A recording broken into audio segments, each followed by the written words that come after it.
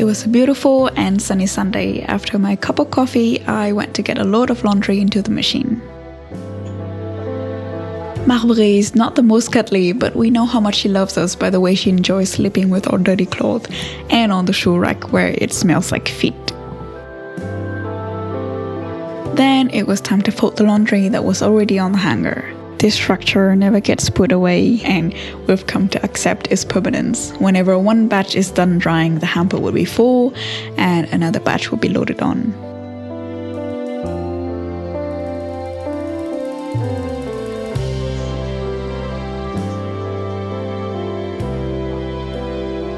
Merp has come to offer her help, and I could never say no to cuddles. The complexity of her coats really shines under the sun.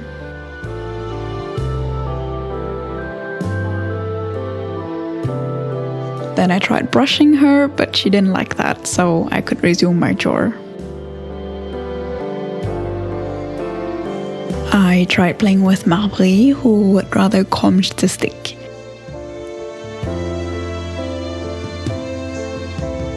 Well, it was time for dinner anyway. We feed the girls a bit of raw chicken every night and a mixture of pâté with boiled veggies. This month was cauliflower to help with digestion and, most importantly, Marbury's evacuation. Cutting matted poop out of her long butt hair was a bad time for everyone involved, which meant everyone in this house except for Merp, who got a free treat just because it would have been unfair if only her sister got one.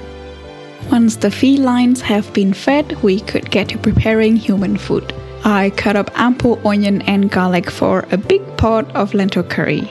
I'm just improvising here, not following any authentic recipe or anything, but it does make for a good amount of warm and comforting food for cheap.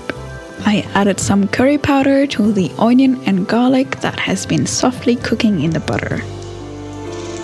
Then a bit of tomato paste.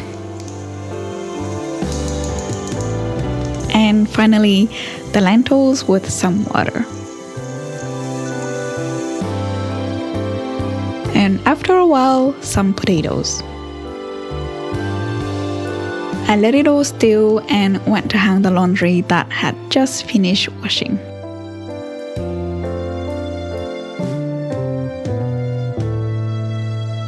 Then the machine was free to wash our carpet.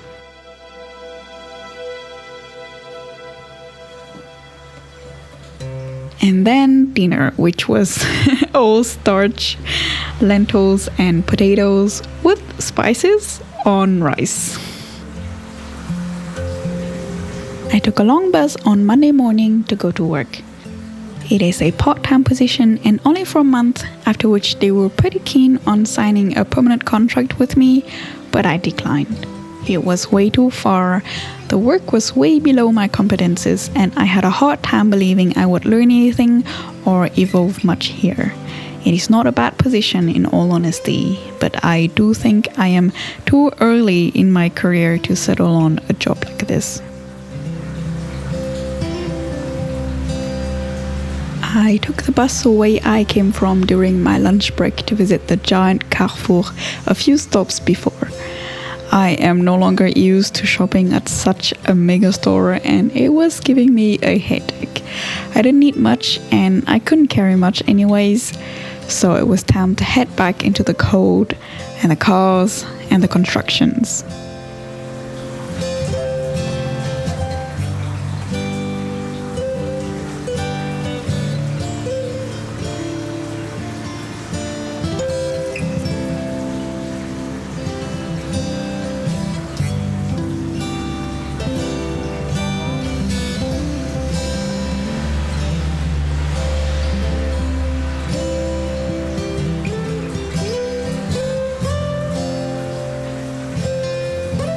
Tuesday lunch, I took a scenic walk to the nearest bakery.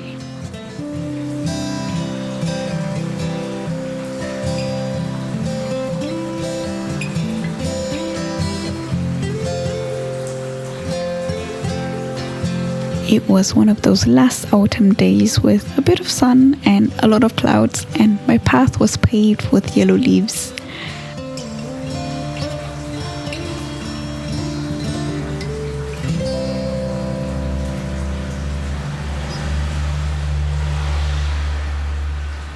I had my pizza focaccia outside, which was quite good considering it was cold. Unknowingly, the bus would have gone on strike that afternoon and I was kind of stranded at work. Finally, I had to walk for 2 hours all the way home.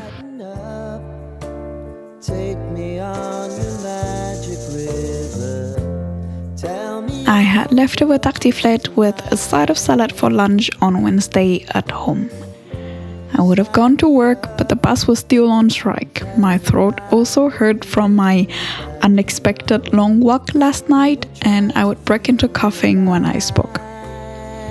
But that didn't stop me from going into the city to buy Katsan.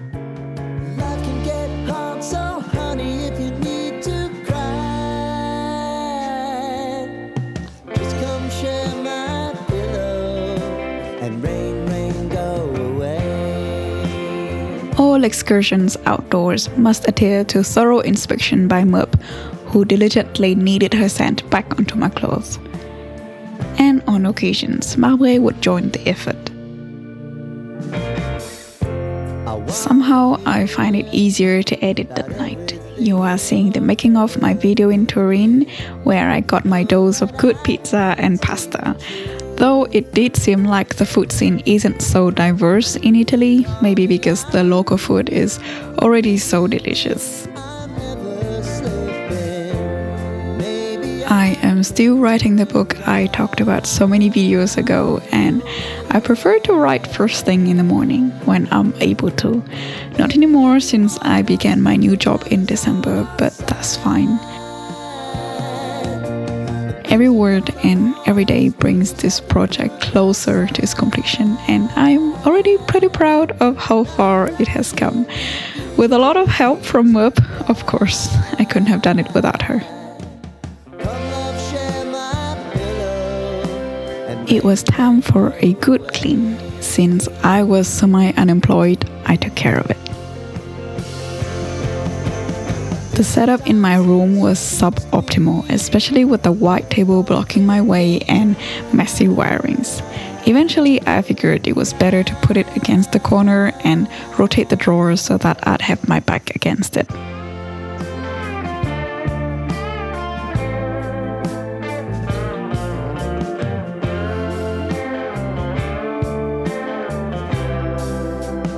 The chilly weather inspired me to try out the Bœuf Bourguignon recipe from my giant French cookbook.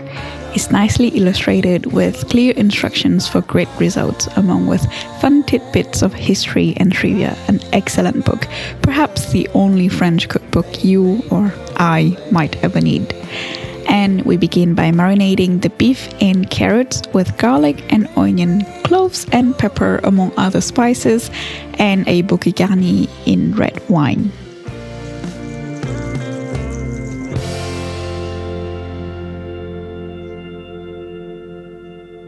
While all those ingredients got to know each other for at least overnight, we still had to eat tonight. And a quiche sounded nice. I rarely buy pâte brisée anymore ever since I learned to make it. Apparently it's called short crust pastry in English. It just tastes so much better homemade and not super fussy to make. It was the season for leek, and I had some bacon and goat cheese. I always like it better when there is more than just meat and eggs like in the traditional quiche Lorraine.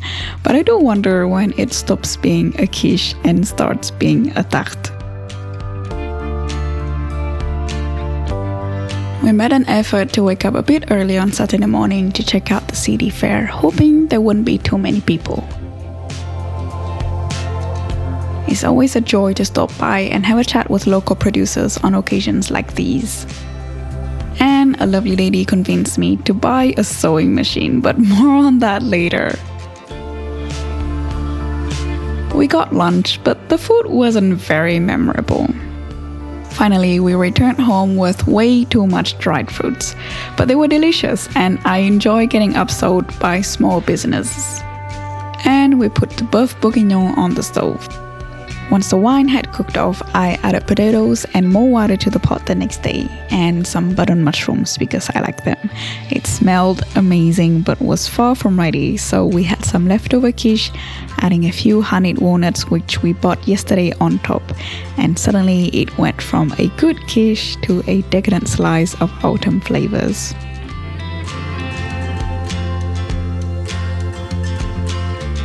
Well, we couldn't stand the salivating smell anymore and decided to taste a bit of boeuf bourguignon. It was fantastic, but it should get even better in the next few days, which we would continue to enjoy. That afternoon, I decided it was time to hang our Christmas decorations, which I stored in this biscuit tin. You might recall some of these, which I sewed by hand back in Toulouse, and this year I crocheted some more, including the string I attach everything to.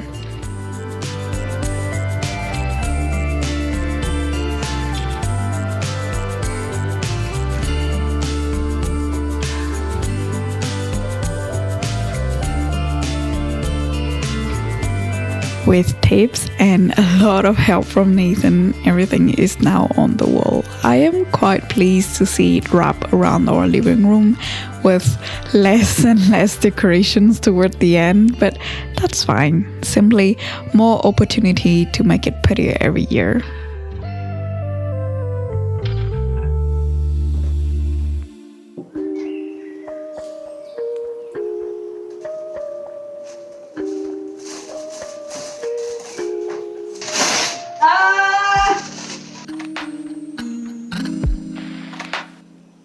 Once every few weeks, I would portion the girls' chicken and freeze the batch. This does take a bit of time, but it makes every day a lot easier, and it is well worth it, I think. It does sound weird to give raw meat to our cats, but last time we took them to the vet, she made a point of complimenting their pearly white teeth and shiny coat of fur, and the litter smells a lot less compared to their previous full kibble or even pate diet.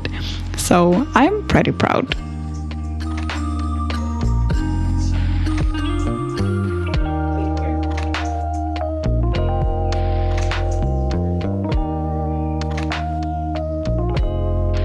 While dinner is definitely their main meal, we have chosen to still give them a bit of kibbles for breakfast as a treat, but also mainly for enrichment from a small rotation of food puzzles we are hoping to enlarge.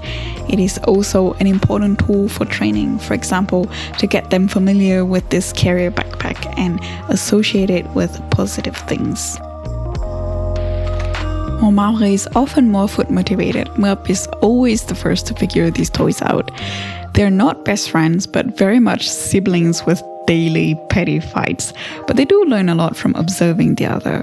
They each have quite distinctive personalities and tastes, as well as habits and behaviors.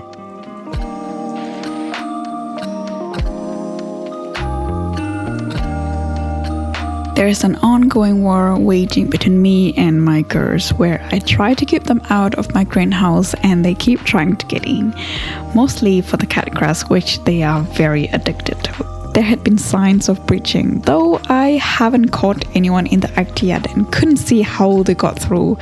Have I never told you I got a greenhouse? Well, I'll make a separate video about it in 2026. Like plants, good things take time. While at the hardware store looking for things to reinforce the security of my greenhouse, I came across fairy lights, which were sorely missing from our walls. After a quick fix, without any help from my toddler roommate this time, our living room had become much cozier in my humble opinion. The top floor of our home is terribly cold, not only for us, but also for our resident felines as well as our guests. It has been my mission ever since we moved in to cover the surface with carpets, which I'd been crocheting. I did buy the big one we put in the living room in front of the couch, but it was quite hard to find a washable carpet of the right size, with a good design and for the right price. And we've only got one, so when it gets dirty, we're left with a cold floor once again, which is why I am now making a big carpet for this space. I love this recycled cotton material. I've worked with this previously and I love these colors.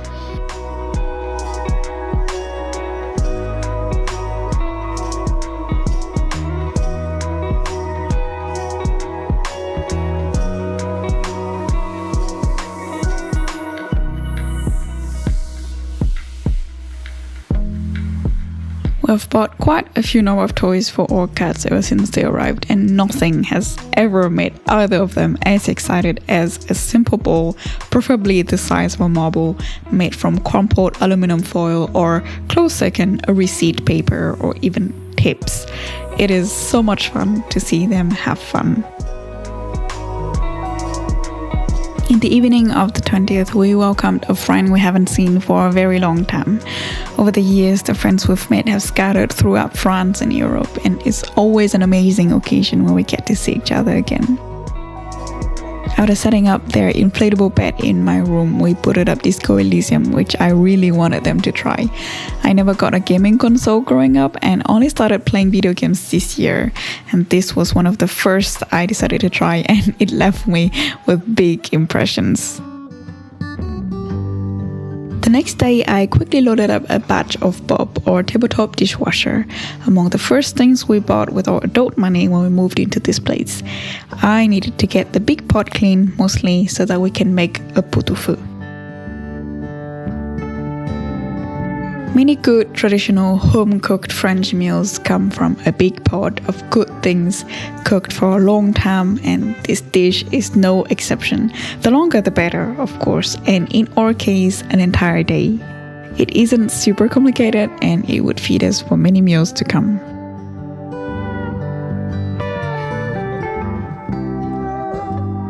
After dinner, we decided to put some drawings on the windows.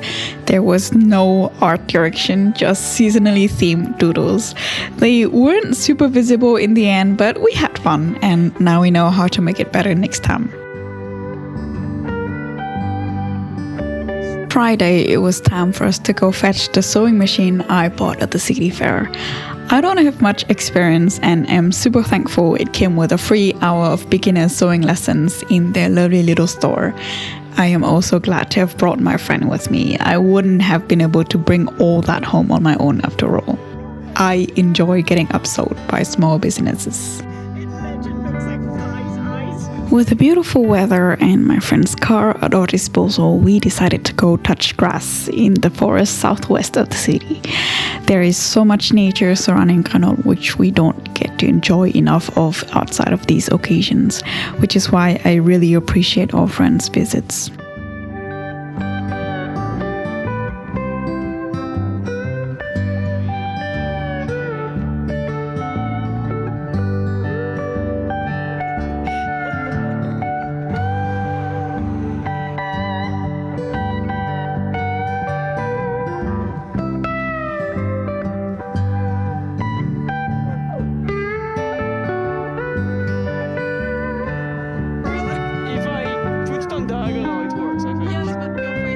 We had the time to play and finish Unravel 2 together, and then I was left with my crochet once again.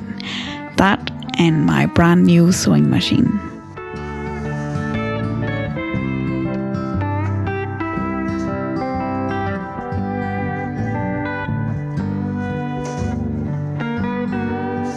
I am seriously excited but also intimidated by this piece of marvel. I've wanted to learn to sew and to have my own machine for a very long time. It is finally here, and it did cost quite a bit.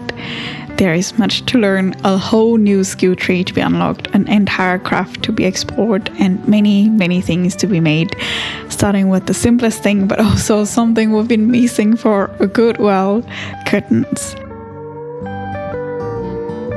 They were wonky and very honestly ugly, but privacy at last.